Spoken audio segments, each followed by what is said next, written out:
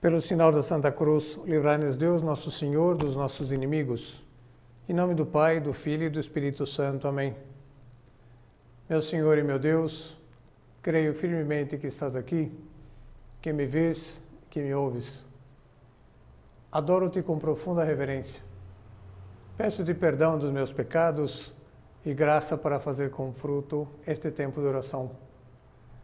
Minha Mãe Imaculada, São José, meu Pai e Senhor, meu anjo da guarda, intercedei por mim.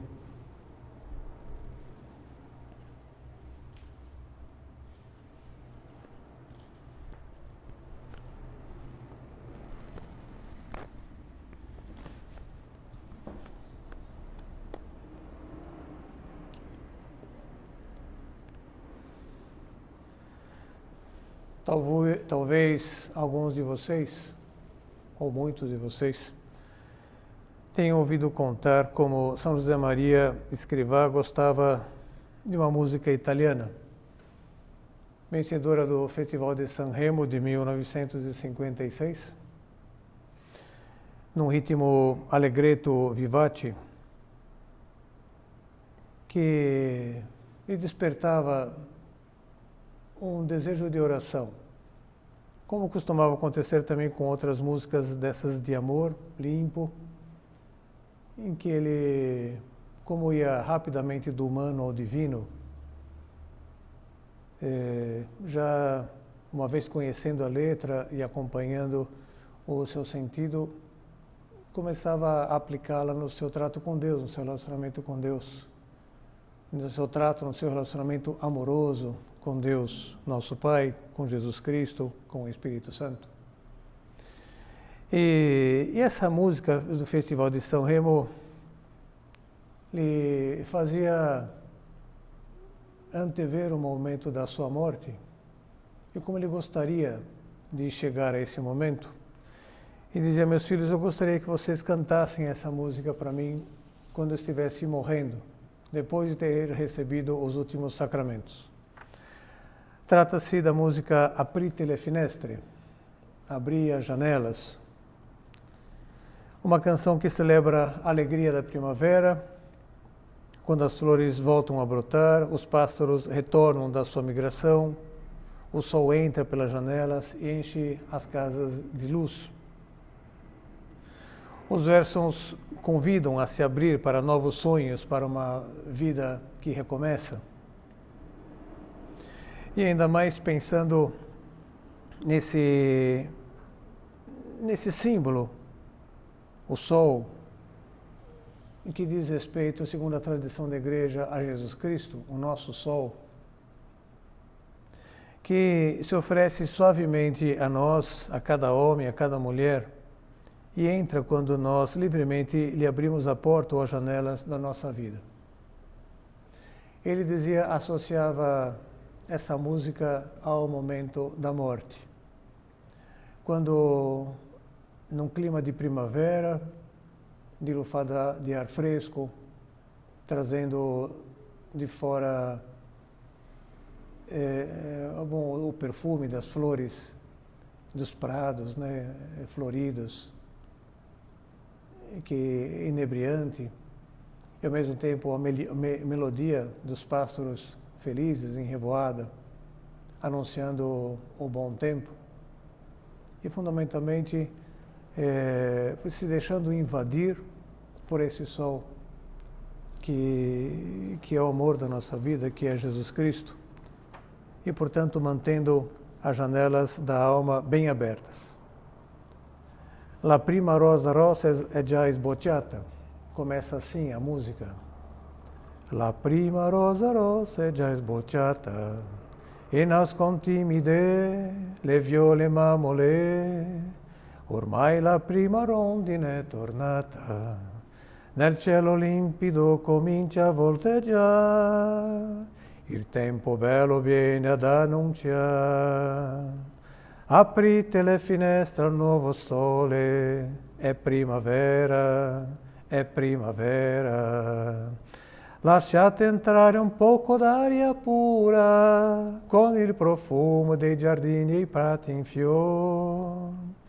Aprite le finestre ai nuovi sogni, bambine belle, innamorate. E forse il più bel sogno che sognate sarà domani la felicità. Nel cielo fra le nuvole d'argento, la luna ha già fissato appuntamento. Aprite le finestre al nuovo sole, è primavera, festa dell'amor. Bom, eu vou poupar vocês da segunda estrofe, que também é muito bela.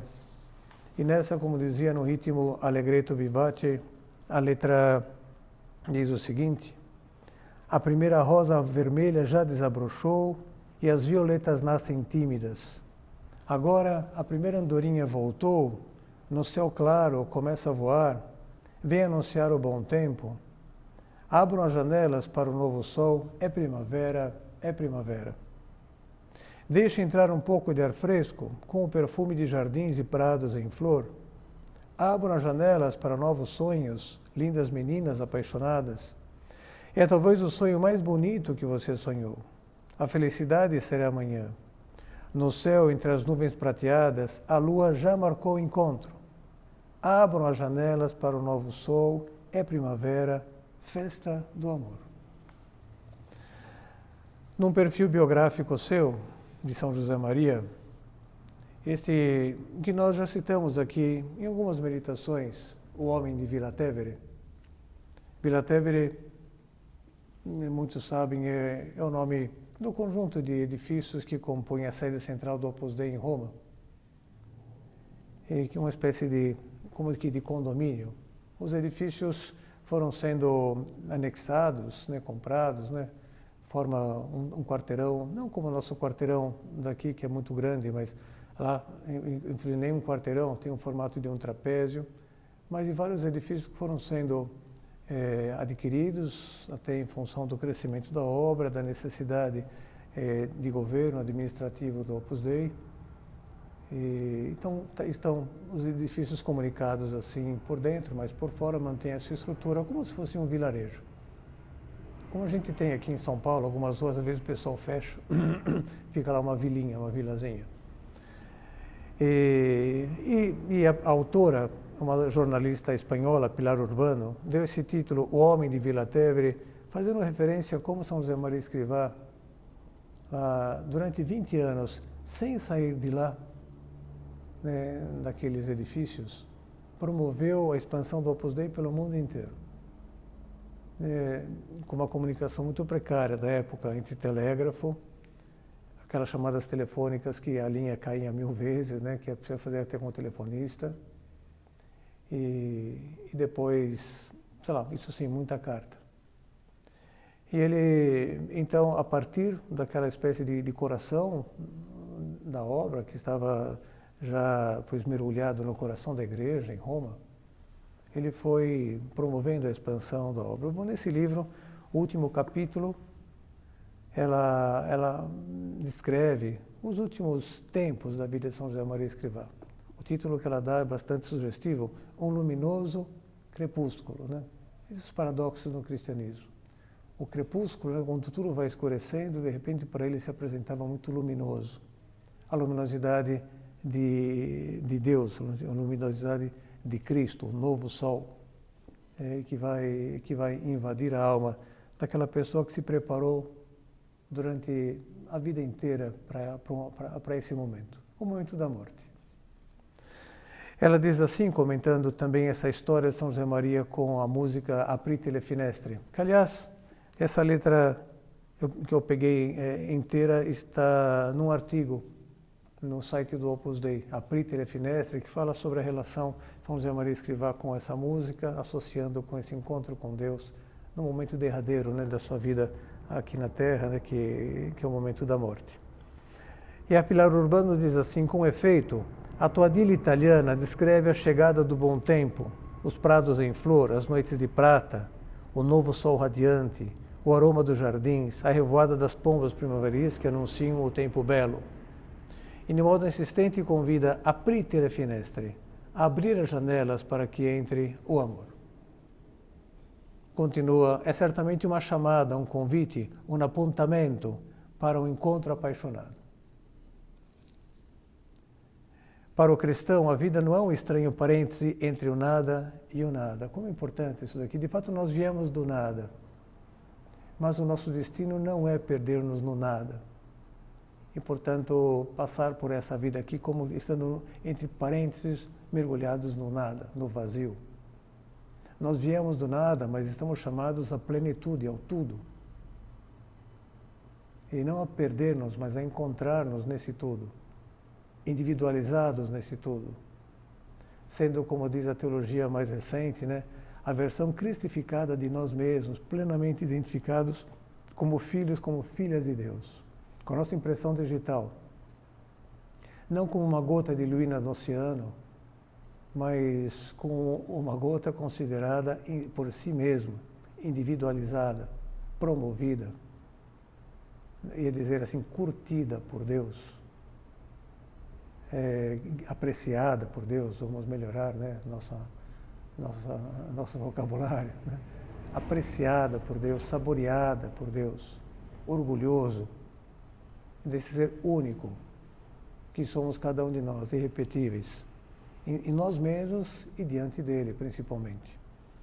Para o cristão, diz então, a vida não é um estranho parêntese entre o nada e o nada. E a morte não é uma machadada inexorável que malogra o viver. Para o cristão, cita aqui uma frase do prefácio, do primeiro prefácio da Missa de Defuntos, não há, para o cristão, vita mutator, non tolitur. A vida não se perde, transforma-se. Não há um sentimento trágico da morte, pela mesma razão porque não há um sentimento trágico da vida. O que é que dá têmpera a um cristão? O que é que enrijece a sua corporeidade para suportar os talhos e as chicotadas do viver? O que é que, afinal de contas, o distingue dos demais homens? Sem dúvida nenhuma, a esperança. A esperança de um depois, a esperança de um tudo, a esperança de uma vida plena. Continuando, um cristão é um homem fiado na sua esperança. Todos os autênticos bens, os bens sem código de barras nem prazo de validade, tem-nos ele do outro lado da vida. Exatamente com o estímulo de Jesus que nos fala do céu, onde nem a traça rói, nem a ferrugem corrói, nem o ladrão rouba. Ou seja, nada caduca, nada perde a validade. Os bens sem código de barras, nem prazo de validade. E para lá se encaminha. Em suma, um cristão, portanto, é um homem que vai a um encontro. E o seu viver é um viver preparando-se para essa estação terminal. Assim via São José Maria Escrivá a morte. E, de fato, um encontro marcado já. Entre as nuvens de prata, a lua já fixou o encontro. Ha già fissato appuntamento. Já fixou o encontro com o amor, é a festa do amor. Encontro com Jesus Cristo, que também no modo de conceber assim de São José Maria Escrivá, nunca é algo repentino. Pelo menos para quem parte, né? Para nós que ficamos, sim. Não sou repentino. Há menos de 2 meses atrás, aqui no centro da João Cachoeira, né, onde eu moro, faleceu uma outra pessoa da obra, que também morava aqui. Um espanhol, que foi enviado para cá, numa seleção feita e aprovada diretamente por São José Maria Escrivá, em 1975. Ano que São José Maria Escrivá faleceu. São José Maria Escrivá faleceu em junho de 75. Em agosto de 75, estava chegando aqui o Pablo e mais outros 4 numerários para darem uma força para a expansão do Opus Dei pelo Brasil. E efetivamente ele ficou aqui. Acabava de completar 50 anos agora em agosto. E no dia 29 de setembro, bom, para nossa dor, profunda dor, nós o encontramos morto, falecido no quarto, logo de manhã. À noite tínhamos estado numa reunião, um bate-papo informal, familiar. Nada pressagiava, né, que que acontecesse isso que nós consideramos de fato uma tragédia. E momentaneamente, pelo menos naquele instante, né? Depois bastante consolados, porque essas palavras de São José Maria Escrivá, que vou ler agora, parece que se aplicam perfeitamente a ele. Dizia assim São Maria Escrivá: a morte para um cristão, para uma pessoa do Opus Dei, não é nunca uma morte repentina. Repentina é uma coisa que não se espera, e nós estamos constantemente à procura e à espera de Deus. A morte repentina é como se o Senhor nos surpreendesse por trás e, ao voltarmos, nos encontrássemos nos seus braços. Como se de repente ele já tivesse chegado e nós, ao chegar lá, nos cutucasse por trás, até brincando, a gente olha para cá e ele nos busca pelo outro lado. E já pudéssemos perder-nos num abraço. Para nós foi muito repentino tudo, mas para o Pablo com certeza não foi. Uma pessoa, um homem de vida entregue a Deus. Já tinha feito até o 2º ano de medicina lá na Espanha, quando ele fizeram essa proposta de vir para o Brasil para ajudar na expansão da obra. Quando São João Maria Escrivá esteve aqui em 74, a obra estava só em São Paulo. Em 75 já expandiu para o Rio de Janeiro, 76 foi para Curitiba, 77 foi para Campinas. Ele começou todo esse movimento de expansão e agora já está em tantas cidades, diferentes estados aqui do país. E ele então deixou lá e veio para cá, prestou medicina, entrou na Faculdade de Pinheiros, se formou em cardiologia, de modo irônico, né? Faleceu no ataque cardíaco, mas é uma coisa congênita. O pai faleceu com a mesma idade dele, 68 anos. E o irmão dele, até mais jovem, também faleceu no ataque cardíaco. Então, vários irmãos. Mas seja como for, que para nós foi e continua sendo, né, uma dor, uma perda indescritível, para ele, naquele momento, né, um homem entregue a Deus, um homem de comunhão diária, um homem de confissão semanal, um homem de uma atividade apostólica assim, imensurável, movimentou tanta gente. Os amigos, quando estavam na faculdade, depois os amigos dos amigos, e ultimamente os filhos dos amigos, juntamente com muitas famílias, né, promovendo os bastidores da família. Bom, tantas coisas, né, que muitos de vocês aqui são protagonistas ou co-protagonistas juntamente com ele. Pois bem, me parece que também no caso dele se cumpre. A morte para um cristão, para uma pessoa do Opus Dei, não é nunca uma morte repentina. A repentina é uma coisa que não se espera, nós estamos constantemente à procura e à espera de Deus.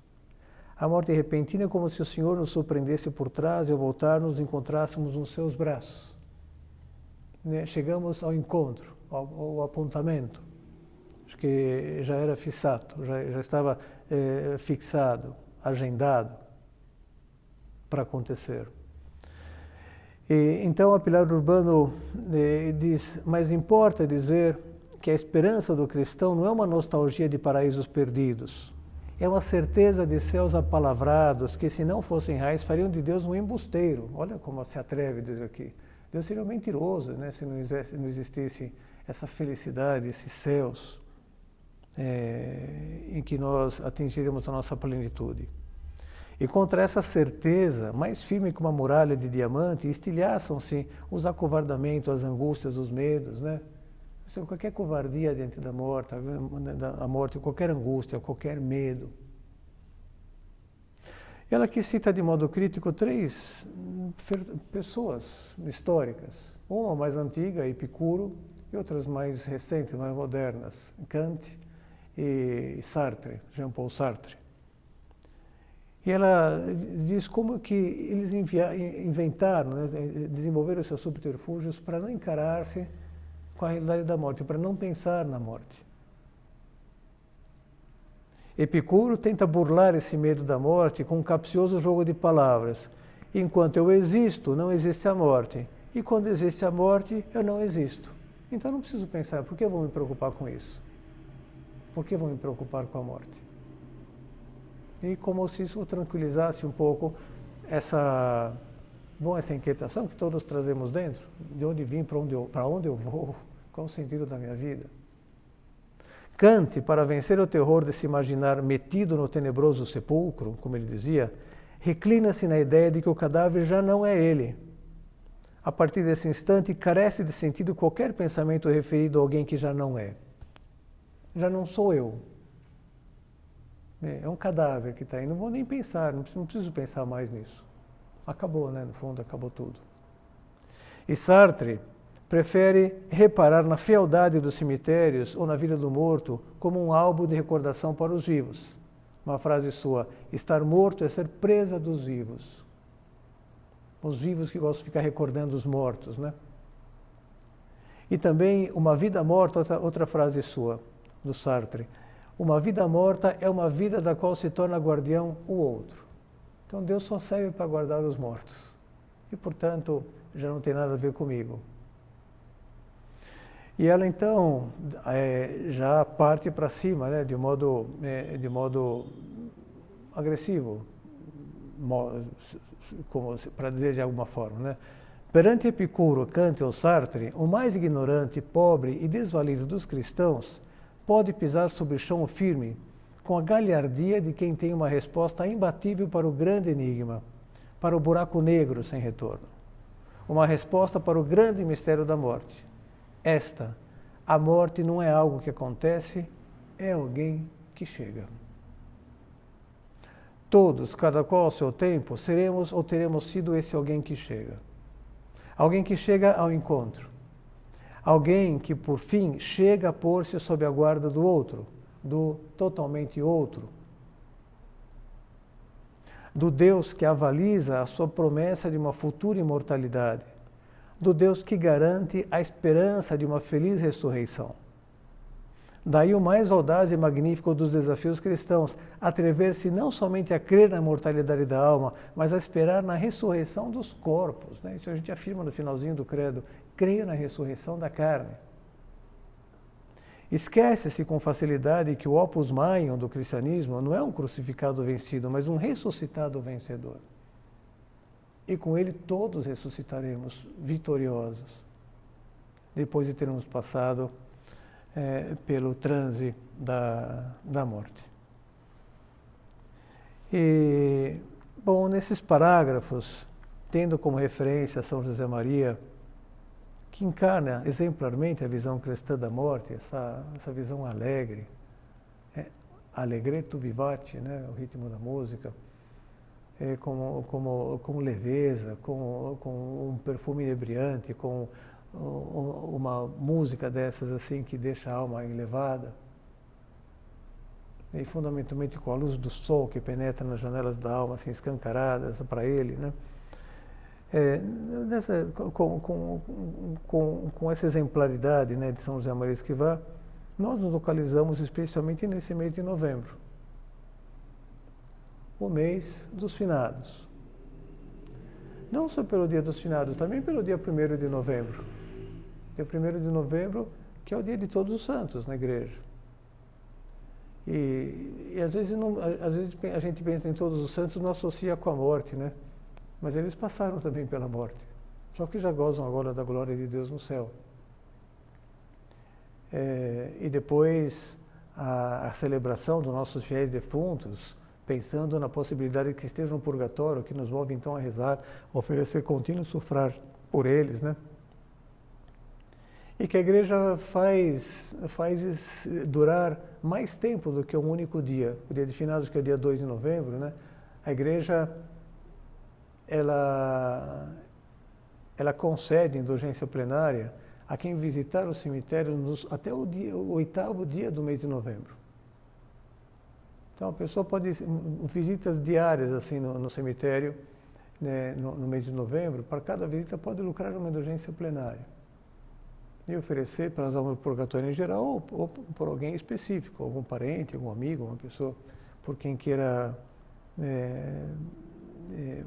para quem queira direcionar esse sufrágio, esses méritos.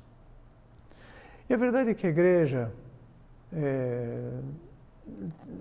com certeza fica muito feliz, né, até comovida com a piedade popular, que além dos 8 dias oficiais, né, que a igreja arrasta ao dia 2, né, e vai chegar até o dia 8, a piedade popular arrasta até o dia 30. Então foi no começo de novembro inteirinho o mês em que a gente tira para rezar pelos nossos falecidos. De modo particular, a gente reza o ano inteiro, todas as missas a gente pede pelos defuntos. Quem reza o terço também muitas vezes oferece alguma parte dele para as almas do purgatório, sem dúvida, né? Faz parte, né, da nossa devoção cristã, do nosso hábito cristão. Mas particularmente no mês de novembro. E de tabela, a igreja vê com muito bons olhos, né, que nós, para além de rezar pelos nossos falecidos, também pensemos que essa realidade é uma realidade que está aí. Tem que estar aí no nosso radar, para que nós vivamos bem a vida. Como já disse alguém, vive bem a vida quem vive bem a morte. Ou seja, quem tem presente a realidade da morte, não de modo alegre, de modo suave, de modo leve,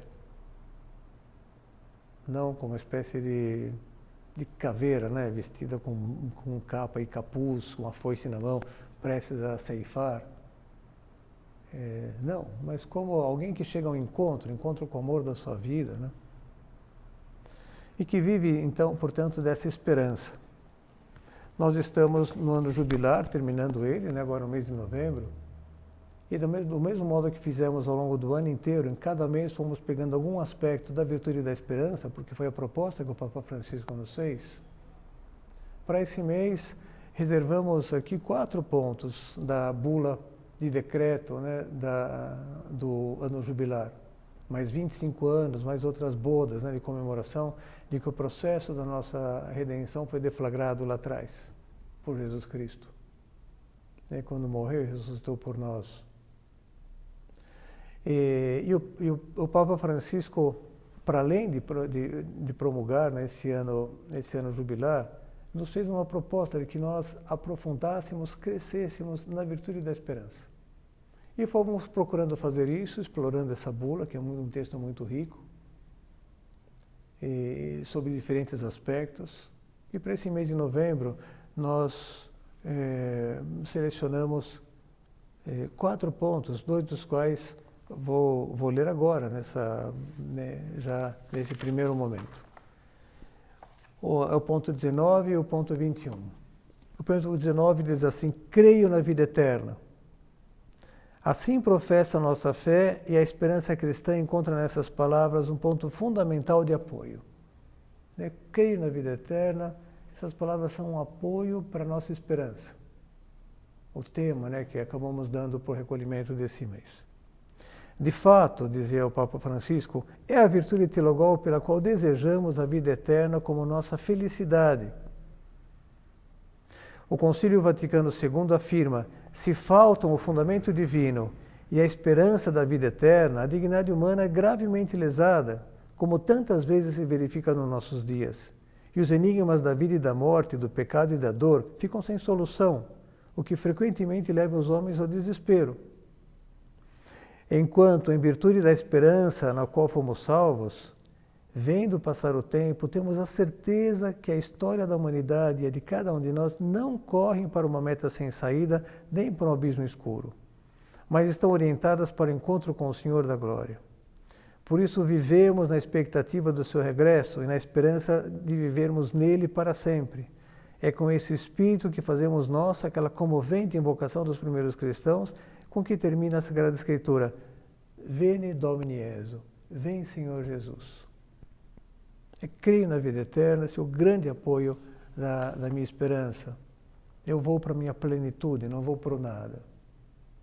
A minha vida nessa terra não é um parênteses entre o nada e o nada. Entre o nada e o tudo. Então, diz o Papa lá no ponto 21, que será de nós depois da morte?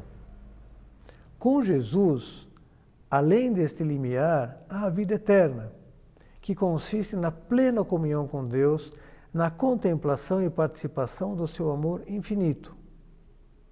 Tudo que agora vivemos na esperança, vê-lo-emos então na realidade. A propósito, escreveu Santo Agostinho: quando me unir a vós com todo o meu ser, não existirá para mim, em lado algum, dor e tristeza. A minha vida será uma vida verdadeira, totalmente cheia de vós. Então, o que caracterizará tal plenitude de comunhão? O ser feliz. A felicidade é a vocação do ser humano, uma meta que diz respeito a todos. Eu creio na vida eterna e na feliz ressurreição. Como a felicidade que tem a dimensão que Deus quis que tivesse para nós, a sua própria felicidade, uma felicidade infinita. Isso que Deus quer de nós. Isso que nós queremos para aquelas pessoas que nós amamos e amamos de fato. Eu sempre gosto de lembrar, e estou citando isso a toda hora, essa imagem, isso que acontece com todos os pais, quando chega o Dia dos Pais, todas as mães, Dia das Mães, o dia do próprio aniversário, né? Em que os filhos, as filhas vêm lá correndo e falam: pai ou mãe, o que você quer ganhar de Dia dos Pais e Dia das Mães? E é incrível, né? Porque todos os pais, todas as mães do mundo parecem que estudaram no mesmo manual, porque dão a mesma resposta, só que em idiomas diferentes.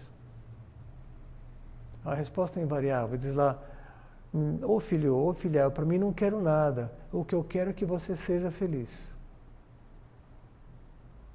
Né? Isso alguém que ama quer para a pessoa amada. Eu para mim não quero nada, eu quero que você seja feliz. E é exatamente o que Deus nos responde quando nós nos perguntamos: ô pai, eu quero ir para o céu e quando eu chegar, o que você quer que eu te dê de presente? E Deus nos responde: ô filho, ô filha, eu para mim não quero nada. Aliás, eu não preciso de nada, né? Eu sou Deus. O que eu quero é que você seja muito feliz. Muito feliz quanto? Com a mesma felicidade que eu tenho, uma felicidade infinita. Ou se você quiser, eu posso te responder de modo teológico: eu quero que você seja muito santo, como eu sou santo.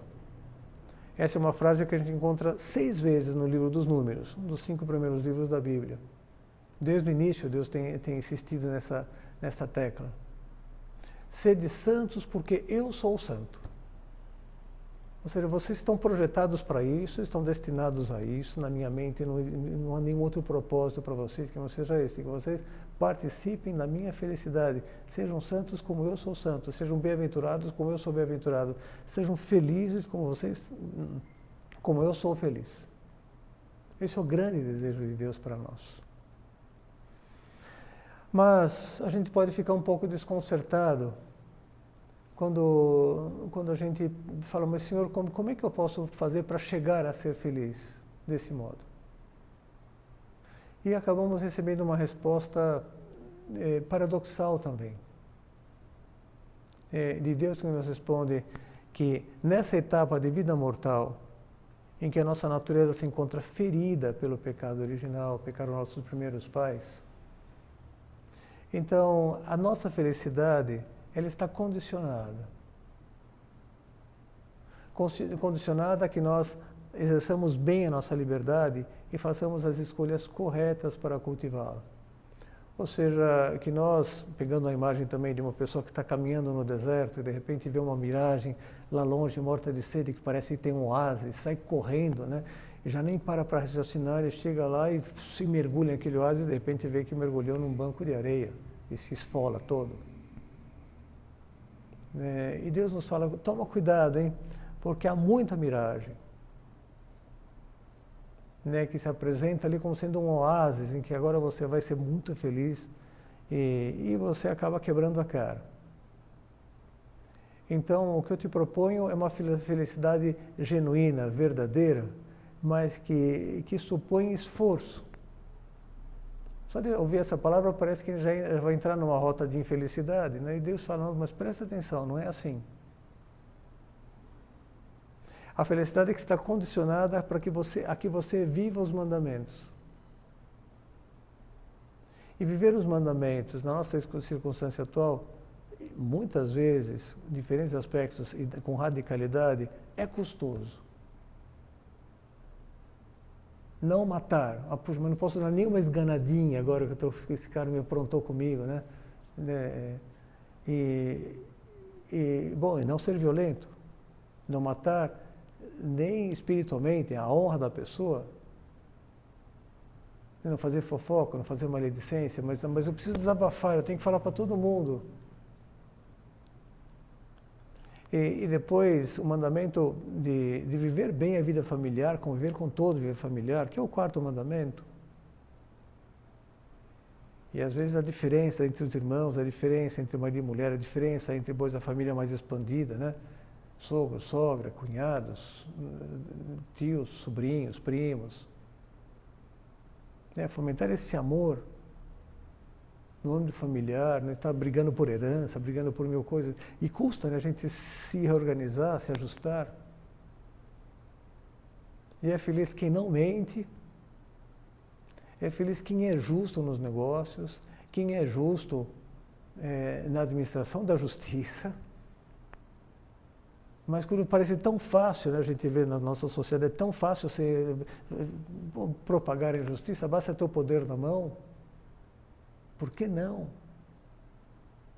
Eu vou ficar rico ainda por cima. E eu vou me sentir o máximo, poderoso.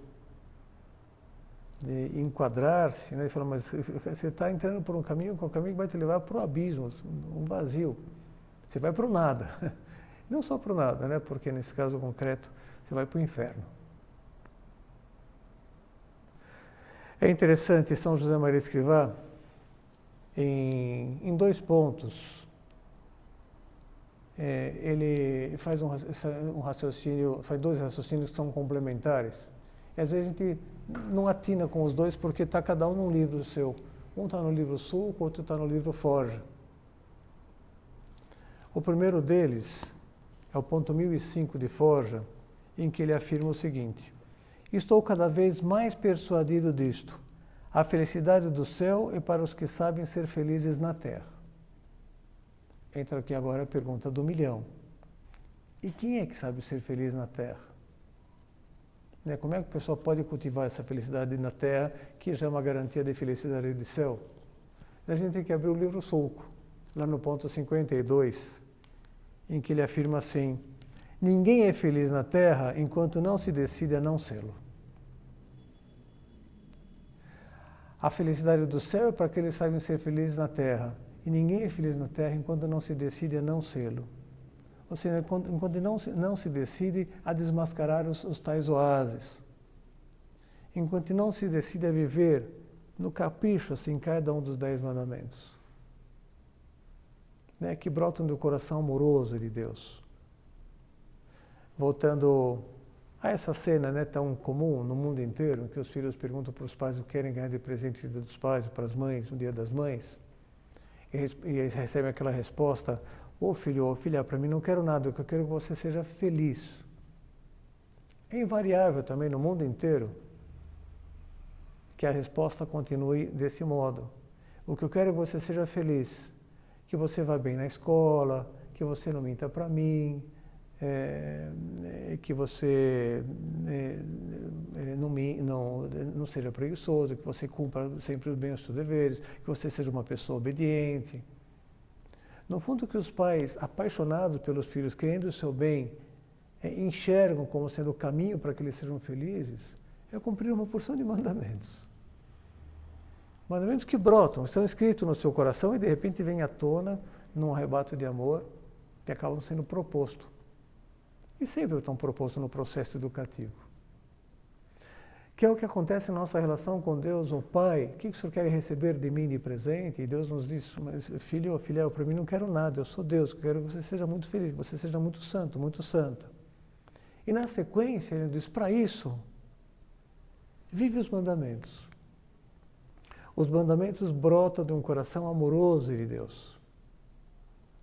Não brotam de um ser que é até meio sádico, que arbitrariamente cria uma porção de coisas gostosas, depois vai dizer: não, isso aqui não, isso aqui não, isso aqui também não, isso aqui também não. Não, do seu coração amorosíssimo, onde fala amar a Deus sobre todas as coisas, dar culto a Deus domingos e festa de guarda, honrar pai e mãe, depois não matar, não furtar, não pecar contra a castidade, nem em pensamento, não ser pessoa invejosa, não ser uma pessoa apegada aos bens materiais.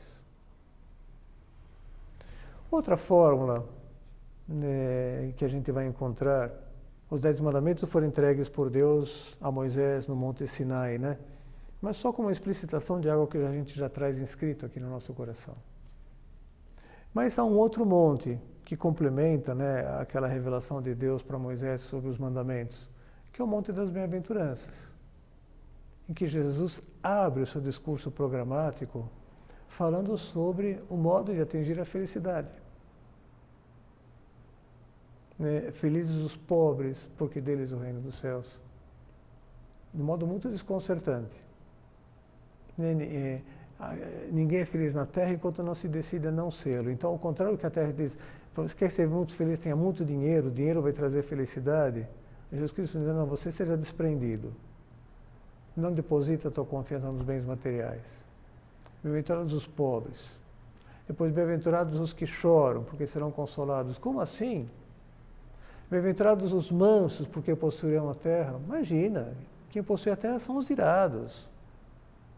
Os mansos todo mundo vai montar em cima. Jesus Cristo falou, não é verdade. Depois, bem-aventurados os puros, porque verão a Deus.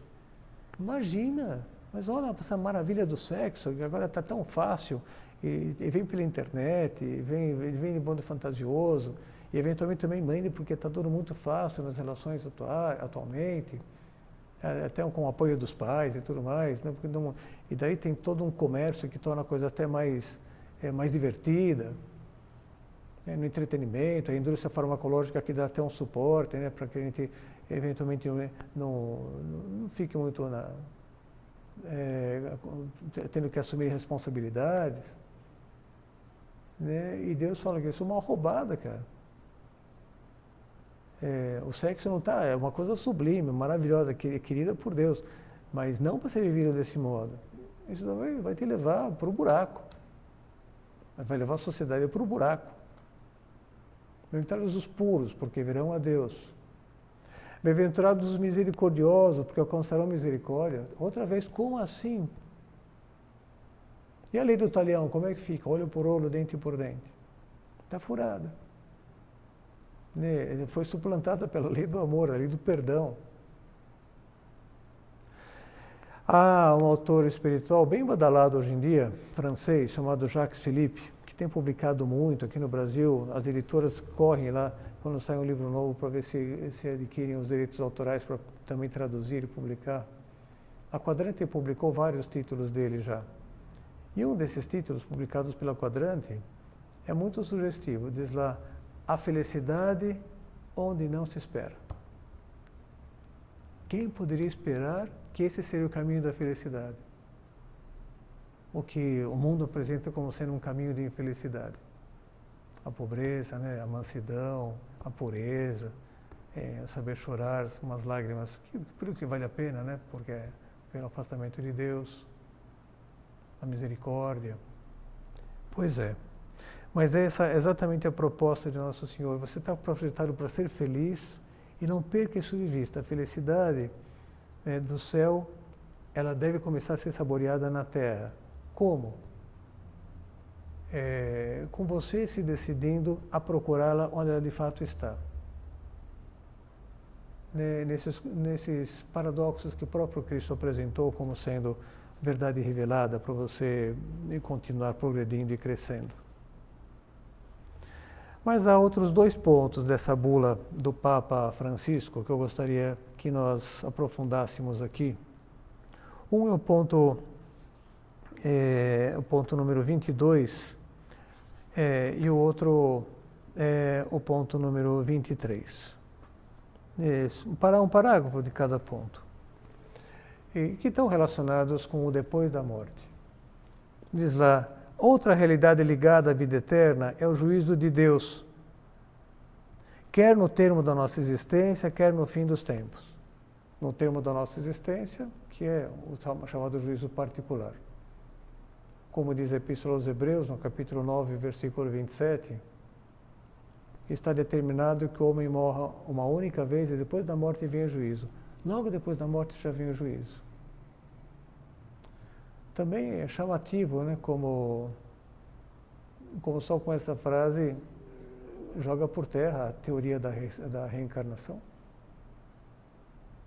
está determinado que o homem morra uma única vez, depois da morte vem o juízo onde já fica definido, fica selado a sua segunda etapa da vida eterna, que já é a etapa imortal. Não é a fase sucessivas reencarnações, que a pessoa vai evoluindo, como Cristo, segundo a teoria, né, espírita, Cristo é o nosso modelo, porque ele foi evoluindo em diferentes reencarnações, evoluindo, e atingiu um patamar que é o máximo que se pode atingir e, portanto, é o nosso modelo. É até bonito, né, pensar nisso, pode ser atraente, pelo menos em determinados momentos da nossa vida. Mas não tem a ver com a revelação cristã genuína, original. Está determinado que o homem morra uma única vez, depois da morte vem o juízo. Então, esse é o período que a gente tem. Para efetivamente posicionar-nos, exercer nossa liberdade e fazer escolhas, já começar a ser feliz aqui embaixo, para atingir a plenitude dessa felicidade depois no céu. Efetivamente, escolhendo coisas que aparentemente se oporiam à nossa felicidade, mas comprovando na prática que não é assim. E depois fala também no fim dos tempos, né, o outro juízo, o juízo universal, que vai se dar com a ressurreição da carne. Alguns ressuscitarão para a vida eterna, outros para a felicidade eterna, outros para a infelicidade eterna, infelizmente. Muitas vezes, dizia o Papa Francisco, a arte tentou representá-lo, o juízo. Pensemos na obra-prima de Michelangelo, na Capela Sistina, atendo-se à concepção teológica da época e transmitindo um sentimento de temor a quem o observa. Se é justo preparar-se com viva consciência e seriedade para o momento que recapitula a existência, ao mesmo tempo é necessário fazê-lo sempre com a dimensão da esperança, virtude teologal que sustenta a vida e nos permite não cair no medo. O Papa diz, também a própria realidade do juízo não deve ser encarada por um cristão que passa a vida se preparando para o encontro, né? Com medo, com terror. São José Maria Escrivá também vivia assim. Num dos pontos do livro Caminho, esqueci de trazer aqui, mas a gente sabe de cor, olha como ele formulava assim, o juízo, pela nossa preparação para o juízo. Diz, será que não brilha na tua alma o desejo que teu Pai Deus fique feliz quando tiver que te julgar? Olha só, né? Eu tô ansioso para chegar a esse momento do juízo e deixar Deus feliz. Porque me viu me exercitando também no caminho da felicidade. Não é que eu vou conseguir me apresentar diante de Deus com uma folha imaculada de serviço, né? Eu me exercitei tão bem que eu não me desviei nenhuma vez. Infelizmente, comigo, essa realidade já ficou comprometida. Me atreveria a dizer que com todos nós. Afinal, a Escritura diz que o justo peca, cai 7 vezes por dia. O justo. Então, nós que não somos justos, né, se a gente quiser até fazer uma regra de 3 simples em uma semana, pelo menos 49 vezes. Então, numa dessas, também, então nem se trata de então alimentar a esperança de chegar diante do Pai e dar uma alegria, porque a gente vai estar com uma folha imaculada de serviço. Ela já está imaculada. E que alegria vai ser essa que o Pai vai experimentar? A alegria de ver um filho que voltou para ele continuamente ao perceber que tinha se desviado. E pedir perdão. E se fazer o propósito de acertar o passo, de recomeçar. De rezar bem o Pai Nosso. Seja feita a vossa vontade, assim na terra como no céu. Senhor, me afastei a tua vontade e quero voltar. E que vai lá dizer como uma criança pequena, com toda a simplicidade, né? Vai dizer lá, papai, mamãe, caca. Na expectativa que ele vem lá, depois já limpa, ele limpa todo o resíduo para não deixar a criança assadinha, nem nada, fica perfumada e vai brincar de novo. Então Deus vai ficar feliz quando tiver que julgar-nos, porque apesar dos pesares, nossos possíveis desvios, a gente foi se aprumando, né? E tem outro ponto complementar, que está no outro capítulo do livro Caminho, que é resultado de foi extraído de uma carta em que um bispo escreveu para ele, após um retiro que ele tinha pregado para o clero lá da sua diocese, pelo menos o que a gente vai deduzindo, né, desse ponto. Monsenhor Escrivá, de fato, ele pregou muitos retiros para o clero, convidado pelos bispos lá da Espanha, naqueles anos 30, 40. E depois de um desses retiros, dá toda a impressão que o bispo o elogiou, agradeceu, puxa, o senhor fez um bem enorme para o clero da diocese, todo mundo aproveitou muito, está com a alma aquecida, né? É quase como se o senhor é um santo. E São José Maria Escrivá diz, não, Minha Eminência, Excelência, o senhor, por favor, reze por mim. Eu também vou ter que dar contas a Deus da minha vida. Como quem diz, falar coisa bonita é fácil, depois vivê-la, né? Então, no dia do juízo a gente vai ver. Monsenhor Escrivá era muito humilde, né? E considerava as coisas sob esse prisma. Mas depois o bispo, passado um pouco de tempo, escreveu para ele e acabou dizendo assim, me fez graça aquele seu comentário dizendo das contas que o senhor vai ter que prestar para Deus quando morrer. E dizia, não, Monsenhor, para o senhor, Jesus não vai ser um juiz, vai ser simplesmente Jesus. Ele conclui esse ponto, essa frase já consolou tantos corações, bem que pode consolar o teu. Ou seja, essa perspectiva do juízo, né? Eu vou encontrar com o meu Jesus de sempre. Esse Jesus também para quem eu fui, de modo muito especial, para fazer as minhas confissões sacramentais, né? Para purificar minha alma. Eu me apresento diante do Pai, no exame de consciência, me apresento diante do Espírito Santo, até pedindo luzes para que Ele me ajude a enxergar, detectar, porque na minha inconsciência talvez eu nem percebo, né? Acho que eu estou abafando e estou como um elefante numa loja de cristais, né? Fazendo uma porção de erros. E Jesus vai ser o Jesus de sempre, aquele Jesus a quem eu me dirigi para expor os meus pecados no sacramento da penitência, né? E receber dele, se servindo do sacerdote, né, a absolvição. Eu te absolvo dos teus pecados, em nome do Pai, do Filho e do Espírito Santo também. Vai em paz. E o Papa, então, no ponto 23, ele faz uma referência explícita ao sacramento da penitência, da confissão. Diz, a reconciliação sacramental não é apenas uma estupenda oportunidade espiritual, mas representa um passo decisivo, essencial e indispensável no caminho da fé de cada um. Nela, permitimos ao Senhor, na reconciliação, no sacramento da penitência, ao Senhor que destrua os nossos pecados, sare o nosso coração, nos levante e abrace, nos faça conhecer o seu rosto, terno e compassivo. Na verdade, não há modo melhor de conhecer a Deus do que deixar-se reconciliar por Ele, saboreando o seu perdão. Por isso, não renunciemos à confissão, mas descubramos a beleza do sacramento da cura e da alegria, a beleza do perdão dos pecados. Fomentar esse desejo na nossa alma, né? De que o Pai fique feliz quando tiver que julgar-nos. Que nós, diante da possibilidade, né, de apresentar-nos diante do tribunal, encontrar lá Jesus, o justo juiz, percebamos pelo seu semblante, pelo seu olhar, né, que é simplesmente Jesus, é o nosso Jesus, o amor da nossa vida que estava nos esperando para esse encontro. Também Ele, então, feliz, junto com o Espírito Santo, seu Pai, ao ter que julgar-nos. E para além da realidade do juízo, o Papa também faz referência à realidade do purgatório. Porque para tomar posse dessa felicidade no céu assim plena, a qual a gente está destinado, é preciso estar completamente livre de qualquer resíduo de pecado na nossa alma. Coisa que não é simples, não é nada simples. Todavia, diz o Papa, o pecado, como sabemos por experiência pessoal, deixa a sua marca.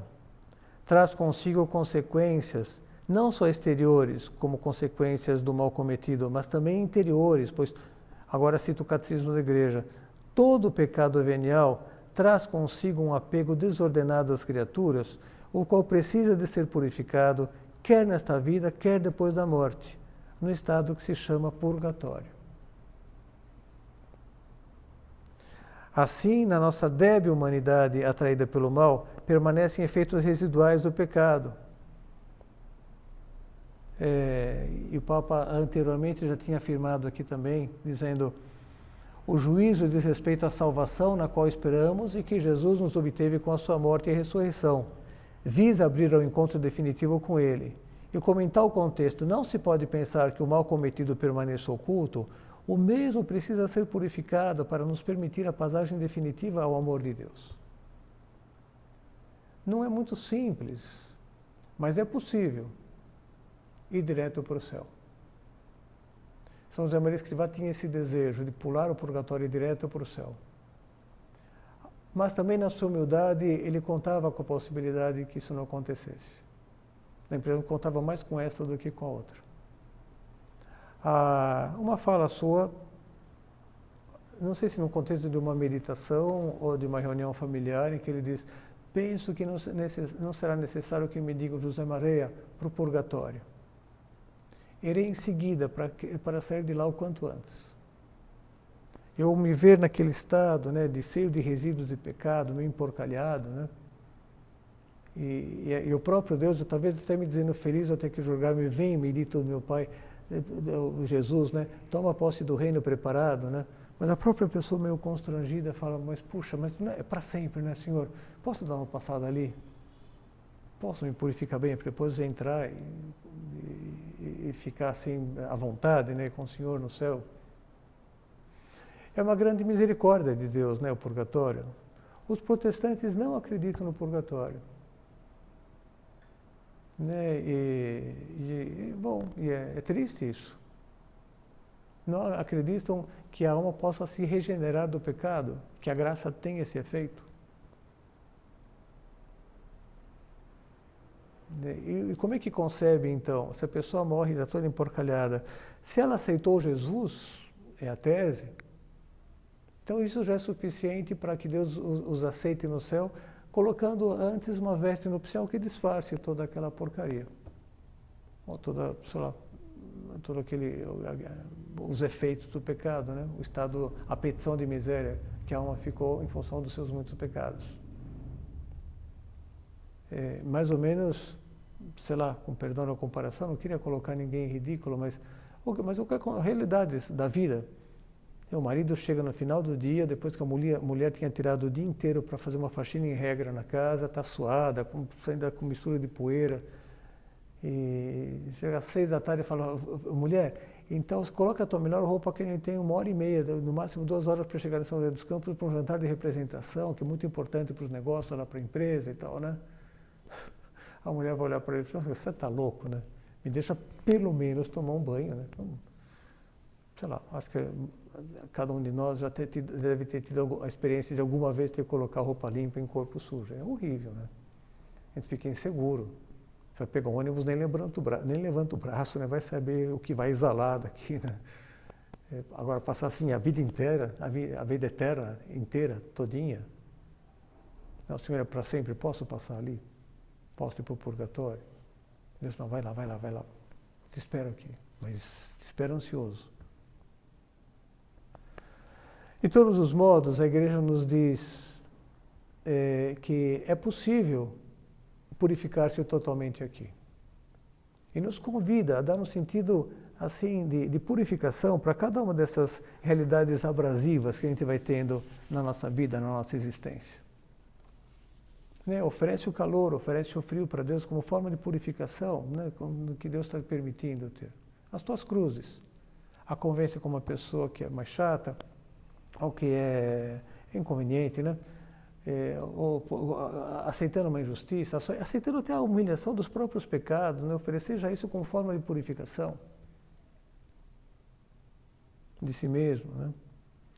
Falamos da confissão, falamos do abrir-nos para o perdão, né? Saber perdoar as pessoas, né? Que nos promove também uma grande felicidade interior, né? Olha o que o Papa diz. Perdoar não muda o passado, mas pode modificar o que já aconteceu. No entanto, perdoar não muda o pecado, não pode modificar o que já aconteceu. No entanto, o perdão pode nos permitir mudar o futuro e viver de forma diferente, sem rancor, ódio e vingança. O futuro iluminado pelo perdão permite ler o passado com olhos diversos, mais serenos, mesmo que ainda banhados em lágrimas. Uma tal experiência repleta de perdão não pode deixar de abrir o coração e a mente para perdoar. Né? Perdoar as pessoas, também nós nos deixamos perdoar por Deus, é uma fonte de purificação também interior. As nossas comunhões eucarísticas são fonte de purificação também, né? Eu não posso comungar com pecado mortal. Não comungue com pecado mortal. São Paulo afirma na Epístola aos Coríntios, capítulo 11, aquele que come o corpo do Senhor e bebe o seu sangue indignamente, come e bebe a sua própria condenação. Está falando do inferno.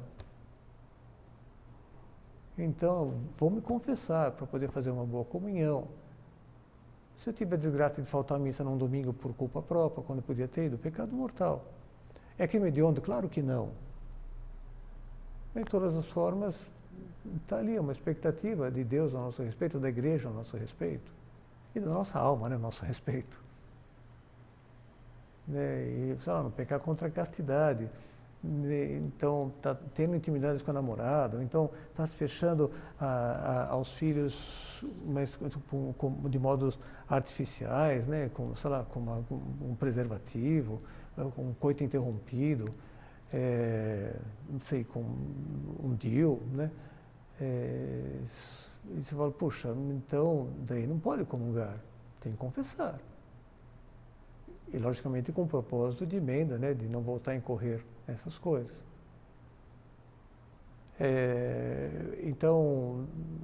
Mas se eu tenho só pecados leves, né, a Eucaristia perdoa os pecados veniais.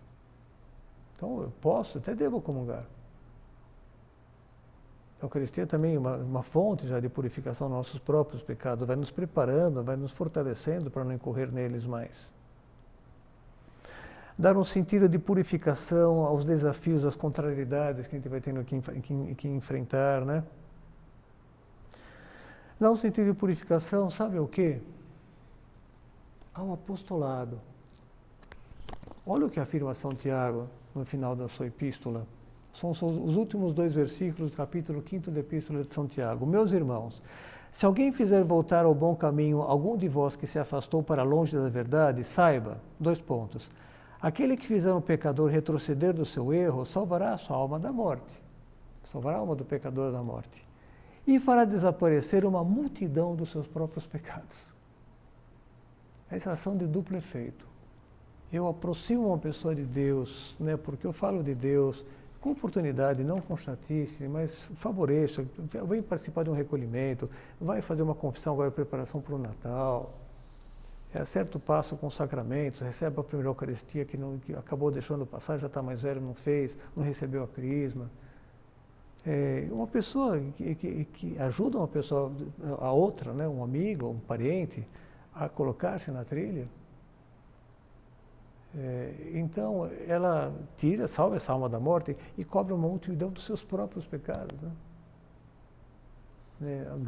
Grande fonte, né, de purificação, de penitência. E, logicamente, é a consideração do purgatório que nos move a uma generosidade enorme também para rezar e oferecer sufrágios pelas almas. Compreende-se nesse sentido, outras palavras do Papa Francisco, e terminamos, a necessidade de rezar por aqueles que concluíram o caminho terreno, uma solidariedade na intercessão orante que encontra sua eficácia na comunhão dos santos, no vínculo comum que nos une em Cristo, primogênito da criação. Vou terminar esse nosso recolhimento recorrendo a Nossa Senhora, Rainha do Céu, Rainha de todos os santos, refúgio dos pecadores, consoladora dos aflitos, auxílio dos cristãos, né? Que nos faça encarar a morte assim, né, com as janelas da nossa alma escancaradas, né, porque é uma primavera que se aproxima, com perfume, com uma revoada de pássaros, né, com melodiosos, e fundamentalmente com a luz do sol que é Cristo, que chega, ela está nos esperando para esse encontro. E com essa perspectiva do juízo que nos coloca, então, sempre nessa consciência de preparar-nos para um momento de apresentar-nos diante do Pai.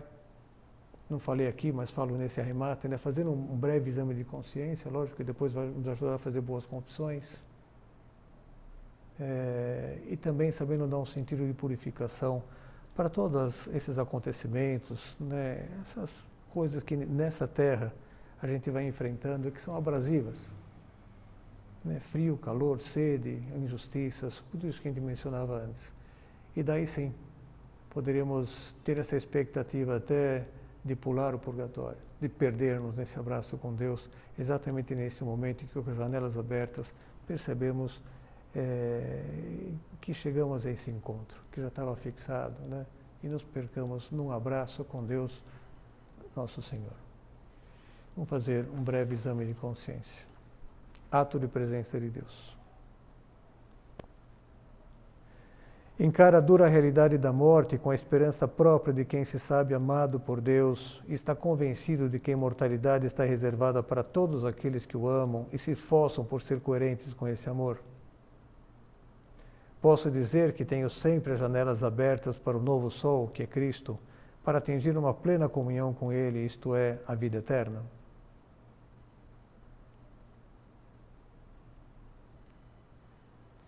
Outra realidade ligada à vida eterna é o juízo de Deus, quer no tempo da nossa existência, no termo da nossa existência, quer no final dos tempos. Nesse sentido, procuro ser sempre muito sincero, transparente comigo mesmo e com Ele, sabendo que nenhum pecado que eu tiver cometido ficará oculto, mas precisará ser purificado. De modo especial, faço com esmero um breve exame de consciência todos os dias. Ao mesmo tempo, evito justificar modos desordenados de agir com o raciocínio de que hoje em dia todo mundo age assim ou pensa assim. Além disso, recorro com frequência à confissão sacramental.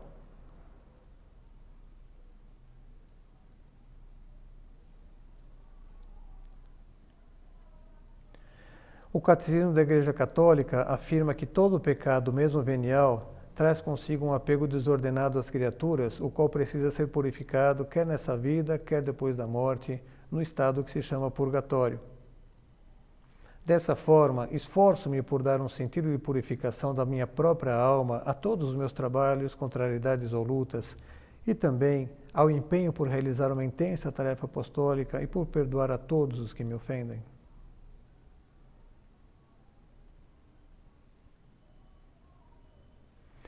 Peço a Nossa Senhora para que me conduza a ter muito sentido de penitência ao longo da minha vida nessa terra, sendo generoso na oração e na mortificação, também pela necessidade das pessoas que Deus colocou ao meu lado e tem que enfrentar diariamente tantos desafios, e pelas almas do purgatório, especialmente a dos meus parentes e amigos já falecidos.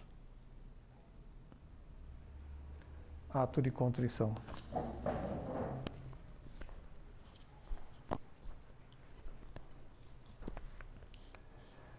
Dou-te graças, meu Deus, pelos bons propósitos, afetos e inspirações que me comunicaste nessa meditação. Peço-te ajuda para os pôr em prática.